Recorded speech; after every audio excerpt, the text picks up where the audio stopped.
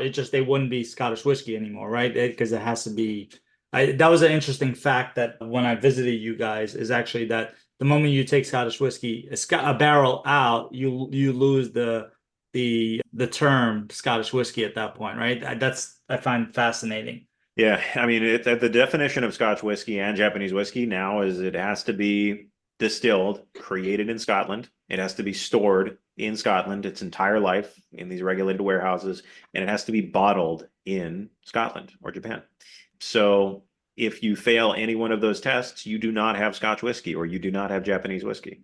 Now, if you smuggled a barrel of, Scotch in your luggage back to the United States and aged it or bottled it here, yeah, it's not Scotch anymore and loses a ton of value. But realistically, given the controls, you'd have to have a hell of a heist in order to get the whiskey out of the control rooms and across the ocean. The only way realistically, logistically for that to happen, for you to get your whiskey over the ocean, is to put it in bottles in situ in Scotland or Japan, which is how people are generally going to do it. Got it. Okay. It's fascinating. The other thing that we talked about a little bit, and this is one of my favorite topics in alternative assets, is collateral. Is the ability of taking something that has value here, collateralizing it, and then putting it into other investments.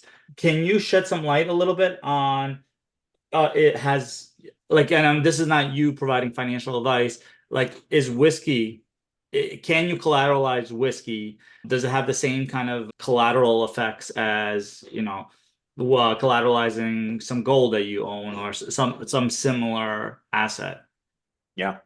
So we don't provide that service. We're not an issuer of debt or credit or anything like that, but it is possible.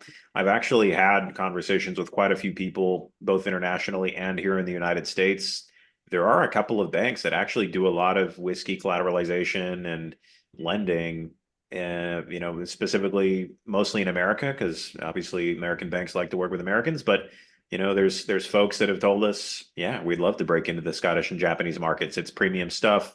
It's going to increase in value, generally speaking, as time goes on, which is great for them and their ability to make their loans back. But whiskey is, at the end of the day, a tangible asset. Historically, it tends to appreciate faster than your rate of interest, so it can be a good deal for everybody.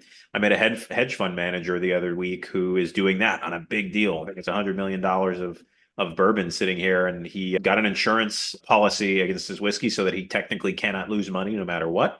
And then he got a bank to lend against it, and then he reinvested his money into some other asset class and deal. So he made out pretty well with an interesting deal structure.